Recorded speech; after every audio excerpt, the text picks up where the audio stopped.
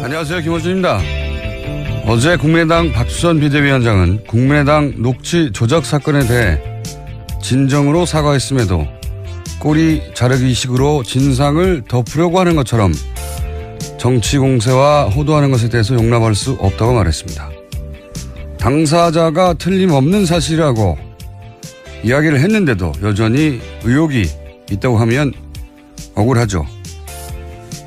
그런데 지난 대선 기간 국민의당도 사실은 이것이라고 상대가 아무리 얘기해도 납득하지 않는다고 계속 의혹을 제기했었죠.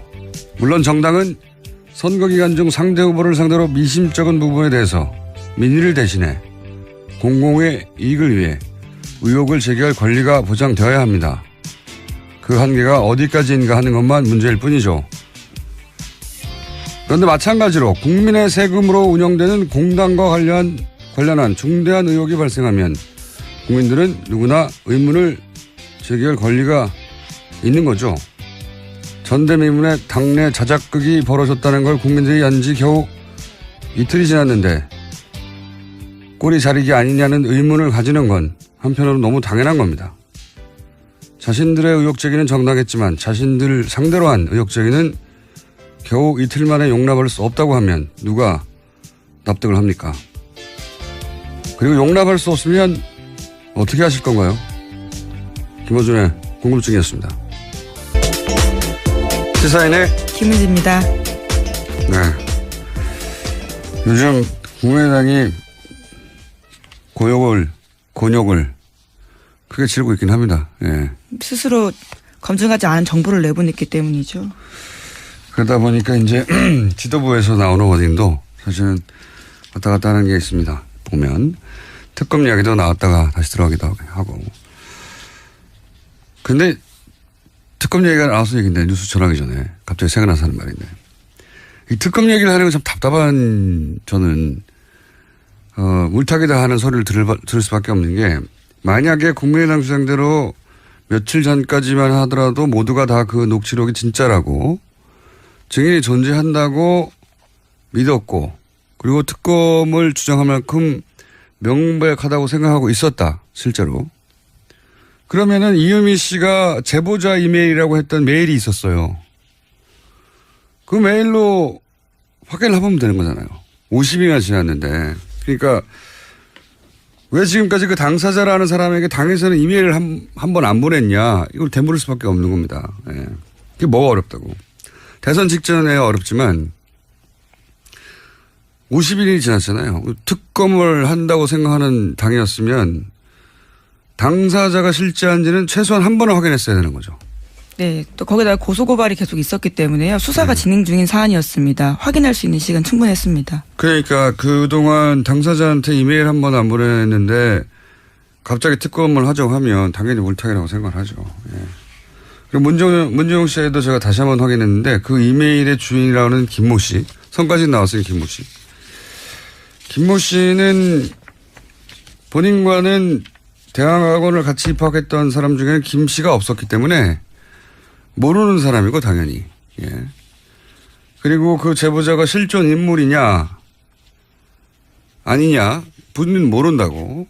여기에 대해서 나중에 뭐 언론 보도 나오긴 했습니다만. 예, 오늘 아침 동아일보에서 보도가 나왔습니다. 그 당사자로 찍힌 김모 씨가 문준용 씨 모른다라고 이야기했습니다. 모르는 사이라고. 예. 그리고 국민의당이 이 사람이 실제 하는지를 알아보려고 하는 이메일을 보내지도 않았지만 같이 입학한 사람이 6명밖에 없었기 때문에 동료인지 아닌지 확인하기는 그렇게 어려운 일이 아니에요. 김 씨가 있냐.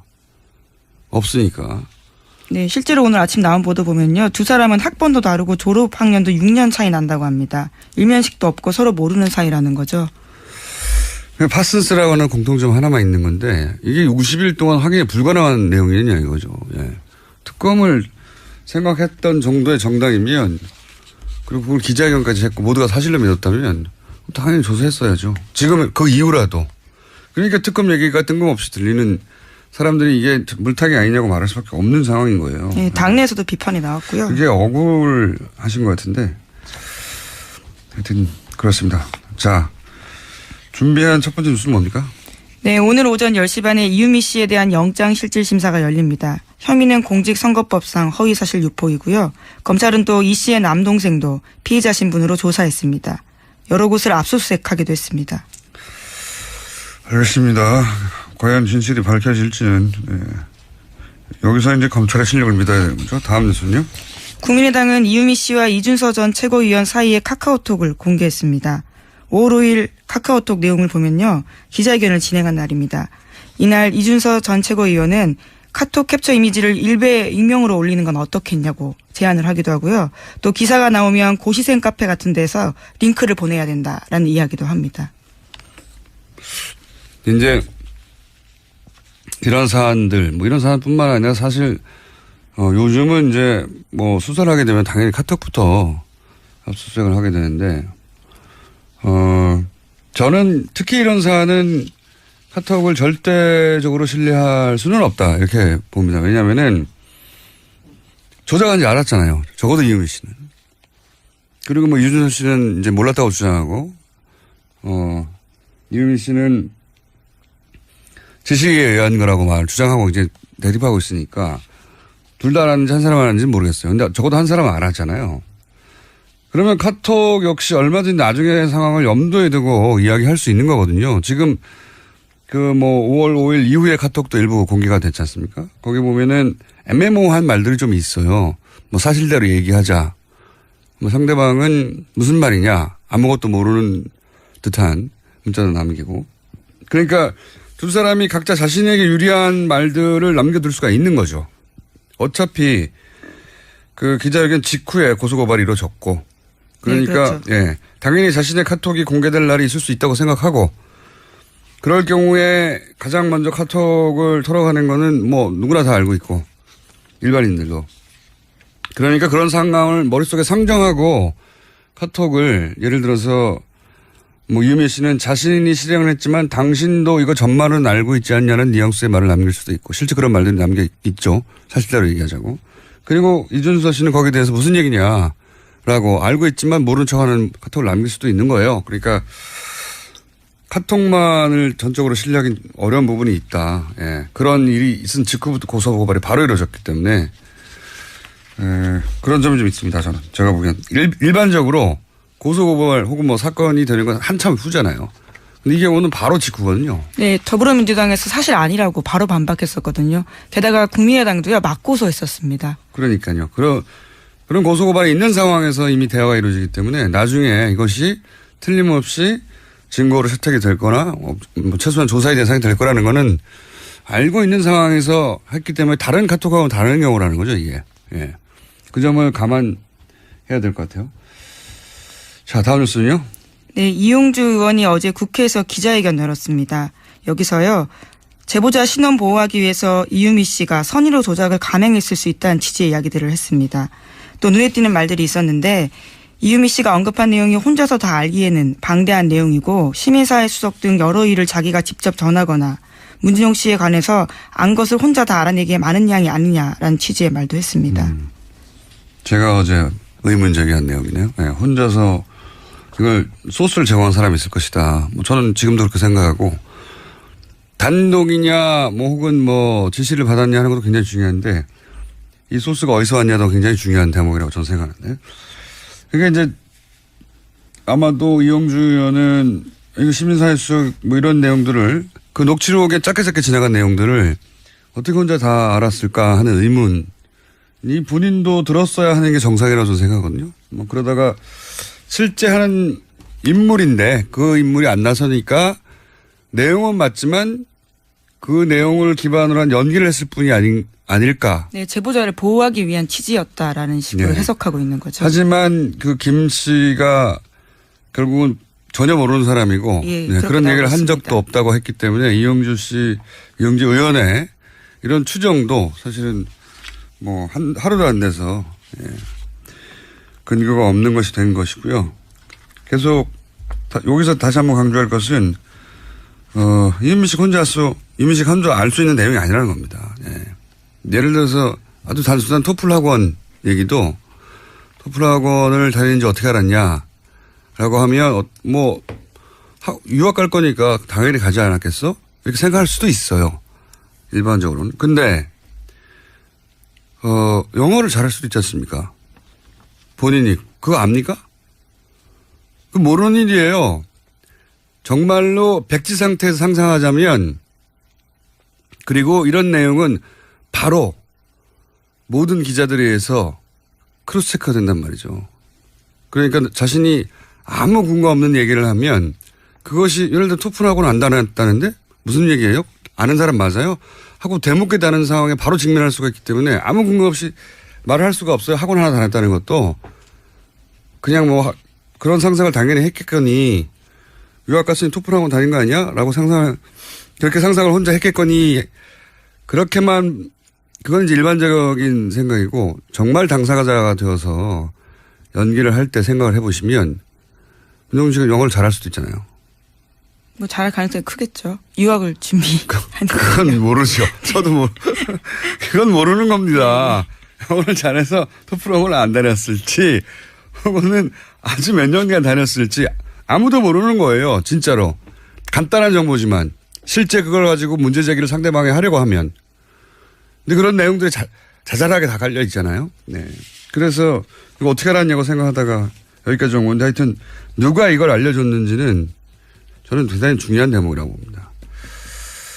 저는 여기에 주목하는 부분이 있습니다. 자, 왜냐하면 이건 만약에 이런 걸 줘서는 안 되는 사람이 줬다면 그 자체로 대선 기간에 그 정치에 개입한 거잖아요. 그게 개인이든 기업이든 혹은 기관이든 간에. 이것도 저는 수사 대목이라고 봅니다. 자, 다음 뉴스는요. 네, 안철수 전 국민의당 대표는 계속해서 침묵하고 있습니다. 박주선 비상대책위원장은 당의 조직적 개입이 확인되면 당을 해체해야 한다고 말했습니다. 뭐 결혼하는 의지를 말하는 거죠. 예.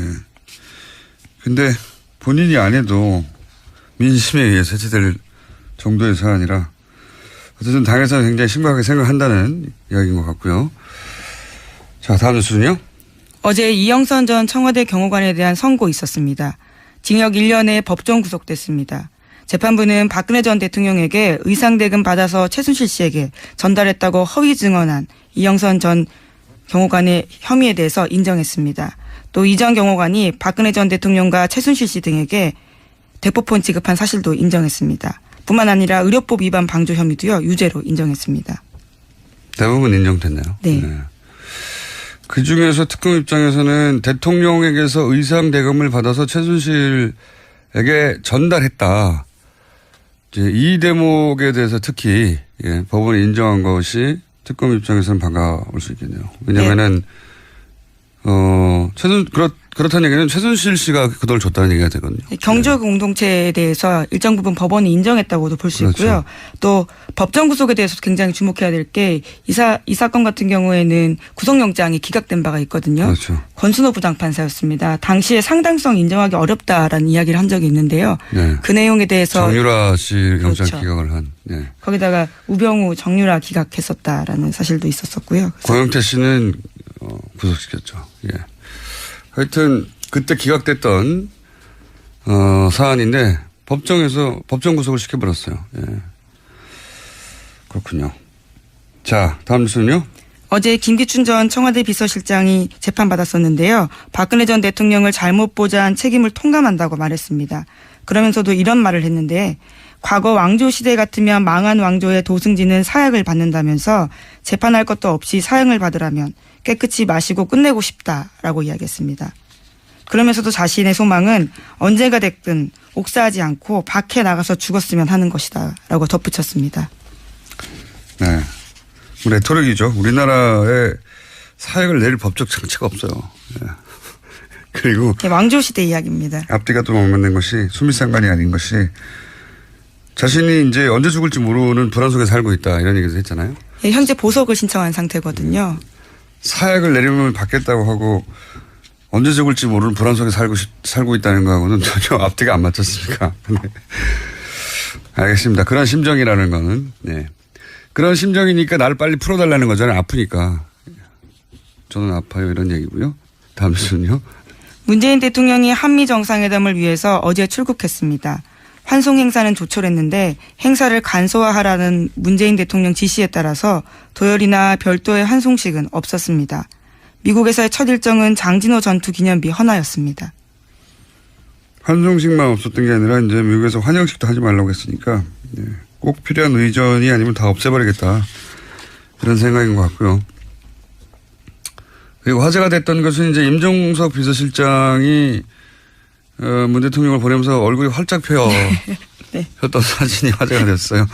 요새 얼굴을 보면 어떤 기분인지 알 수 있는 프로그램이 있는데요. 거기에 따르면 기쁨이 뭐 90%다 이런 식의 인터넷에 짤방도 돌아다니고 있습니다. 실제로 화제가 됐죠. 왜냐하면 너무 활짝 웃어가지고 뭔가 이제 헤어지니 섭섭함이 있다든가 잘하고 오라는 걱정 이런 건 없어. 얼굴이 너무 해맑게 웃고 있는 것으로 봐. 해방된 임과장 그런 기분이죠. 사실은 인터넷상에서 꽤 화제가 되고 있습니다. 너무 밝게 웃는 거 아니냐고. 뭐 평상시 근데 워낙 밝게 웃는 분이시긴 합니다. 최근에는 그렇게까지 밝게 웃는 사진은 없었어요. 지나치게 밝게 웃는 거 아니냐는. 하여튼 그 사진이 하도 왜냐하면 다 주변 사람들의 표정과 너무 달라가지고 그래서 화제가 되고 있는 와중입니다. 그리고 이제 도열 없이 해외 순방을 간 첫 번째 케이스가 아닌가 싶어요. 문 대통령은 너무 많은 걸 없애버리네요. 자, 다음 뉴스는요. 검찰이 백남기 농민 사망과 관련해서 서창석 서울대병원장에 대한 수사를 본격화하고 있습니다. 백씨 유족들은 서창석 원장이 청와대에 백씨 의료 정보를 알린 의혹이 있다고 고소한 바가 있는데요. 어제 검찰이 백도라지 씨를 고소인 자격으로 먼저 조사했습니다. 이건 뭐 서창석 원장에 대해서는 저희가 몇 차례 얘기했고 불과 몇 주 전에도 다시 한번 얘기했었는데 감사가 있다 뭐 해서 이 대목은 사실은 중요한 국정농단의 고리가 하나 풀릴 수 있는 대목이라 다시 한번 언급을 해보자면 서울대 병원장이 되는 과정부터가 많은 사람들이 의문을 가졌었어요. 사실은 서울대 병원장이 되는 시점쯤에 언론 기사를 보면 대단히 이례적이다. 이런 기사들이 단신으로 있습니다. 그때는 뭐 국정농단의 전체 그림을 몰랐기 때문에 왜 이런 케이스로 왔지? 정도의 기사가 있었는데 어쨌든 주치를 하다가 갑자기 서울대 병원장이 출마한 최초의 케이스예요. 그것도 그렇고 그 외에 이례적인 대목이 많지만 특히 이제 주목되는 게 그 대통령의 뜻이라고 하면서 이임순 순천향대 산부인과 교수 최순실 씨 아주 관계가 깊죠. 산부인과 교수의 추천으로 됐다는 거거든요. 출마하라고. 근데 이게 대통령의 뜻이라고. 최순실 씨와 관계가 깊은 이임순 교수가 왜 서울대 병원장에 출마하라고 했을까? 그리고 대통령은 왜 갑자기 자신의 주치의를 서울대 병원장으로 보내버렸을까? 당연히 의문스럽죠. 굳이. 서울대 병원장을 하고 싶어하는 사람들 많은데 본인 주치의를 보낸 거잖아요. 굳이.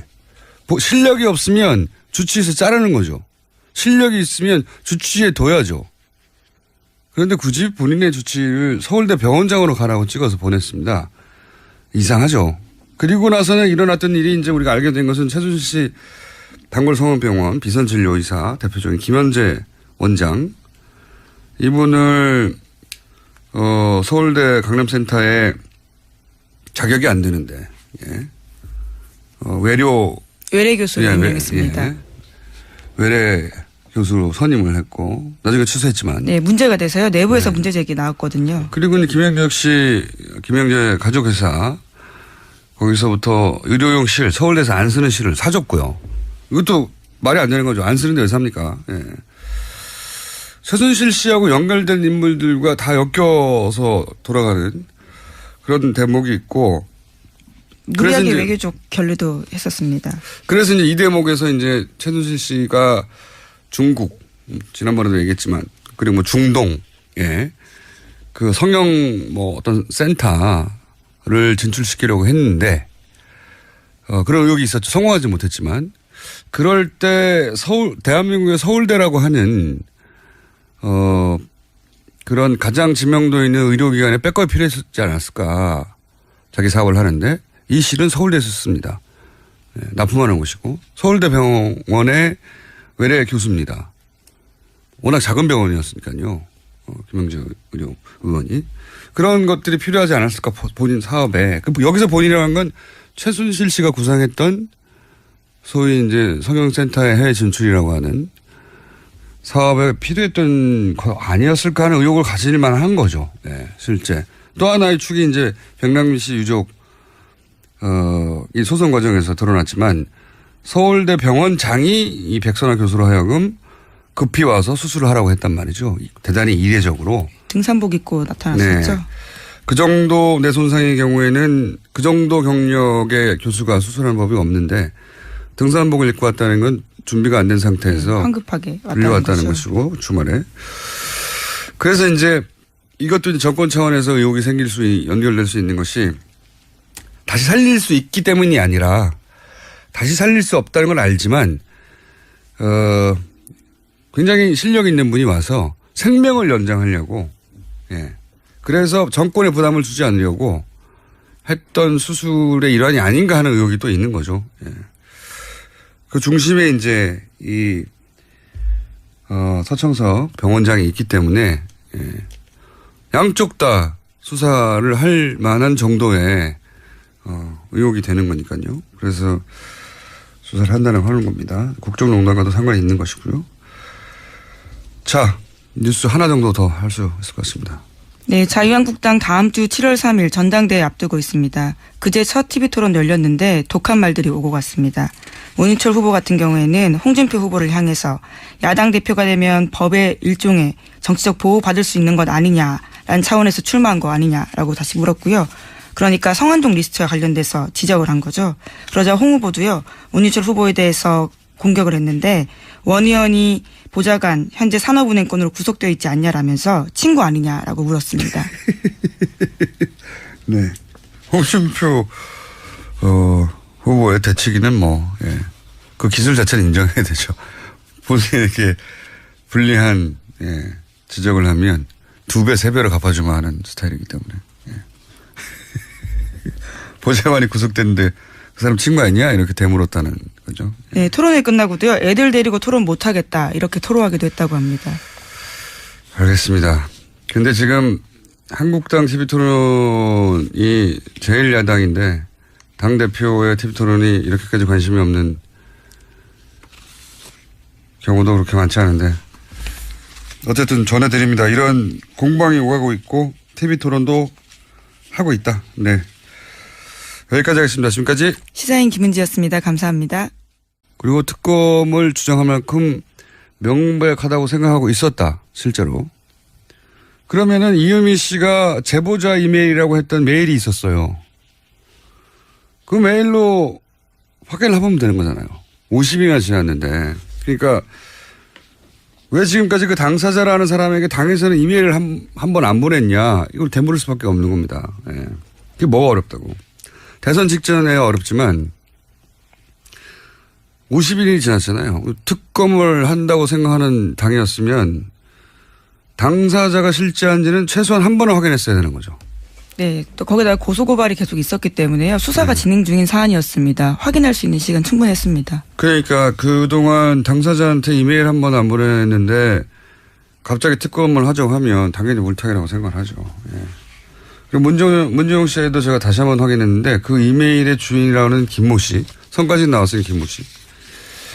김모 씨는 본인과는 대학원을 같이 입학했던 사람 중에는 김 씨가 없었기 때문에 모르는 사람이고 당연히. 예. 그리고 그 제보자가 실존 꼬리 자르기 아니냐는 의문을 가지는 건 한편으로 너무 당연한 겁니다. 자신들의 의혹 제기는 정당했지만 자신들 상대로 한 의혹 제기는 겨우 이틀 만에 용납할 수 없다고 하면 누가 납득을 합니까? 그리고 용납할 수 없으면 어떻게 하실 건가요? 김어준의 궁금증이었습니다. 시사인의 김은지입니다. 네. 요즘 국민의당이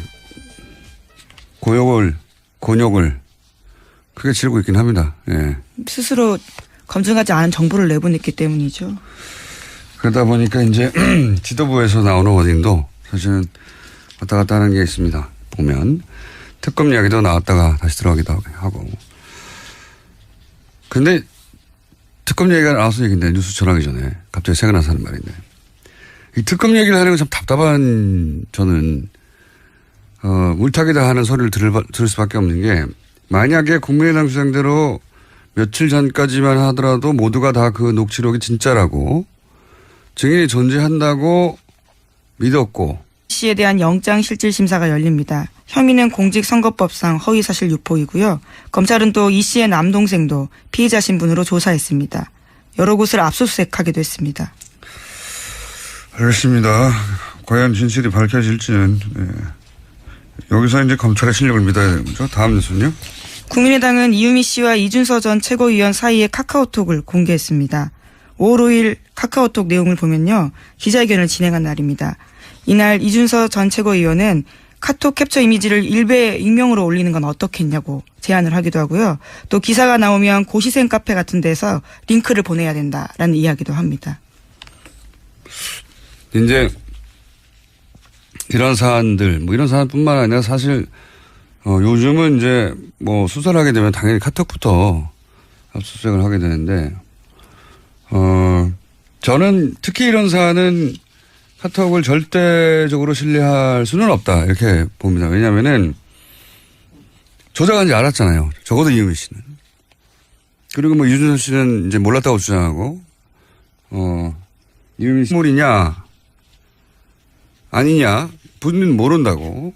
여기에 대해서 나중에 언론 보도 나오긴 했습니다만. 예, 오늘 아침 동아일보에서 보도가 나왔습니다. 그 당사자로 찍힌 김모 씨가 문준용 씨 모른다라고 이야기했습니다. 모르는 사이라고. 예. 그리고 국민의당이 이 사람이 실제 하는지를 알아보려고 하는 이메일을 보내지도 않았지만 같이 입학한 사람이 6명밖에 없었기 때문에 동료인지 아닌지 확인하기는 그렇게 어려운 일이 아니에요. 김 씨가 있냐? 없으니까. 네, 실제로 오늘 아침 나온 보도 보면요. 두 사람은 학번도 다르고 졸업 학년도 6년 차이 난다고 합니다. 일면식도 없고 서로 모르는 사이라는 거죠. 파슨스라고 하는 공통점 하나만 있는 건데 이게 60일 동안 확인이 불가능한 내용이냐 이거죠. 예. 특검을 생각했던 정도의 정당이면 그리고 그걸 기자회견까지 했고 모두가 사실로 믿었다면 당연히 조사했어야죠. 지금 그 이후라도. 그러니까 특검 얘기가 뜬금없이 들리는 사람들이 이게 물타기 아니냐고 말할 수밖에 없는 상황인 거예요. 네, 당내에서도 비판이 나왔고요. 그게 억울하신 것 같은데 하여튼 그렇습니다. 자. 준비한 첫 번째 뉴스는 뭡니까? 네, 오늘 오전 10시 반에 이유미 안녕하세요. 김호준입니다. 어제 국민의당 박수선 비대위원장은 국민의당 녹취 조작 사건에 대해 진정으로 사과했음에도 꼬리 자르기식으로 진상을 덮으려고 하는 것처럼 정치 공세와 호도하는 것에 대해서 용납할 수 없다고 말했습니다. 당사자가 틀림없는 사실이라고 이야기를 했는데도 여전히 의혹이 있다고 하면 억울하죠. 그런데 지난 대선 기간 국민의당도 사실은 이것이라고 상대가 아무리 얘기해도 납득하지 않는다고 계속 의혹을 제기했었죠.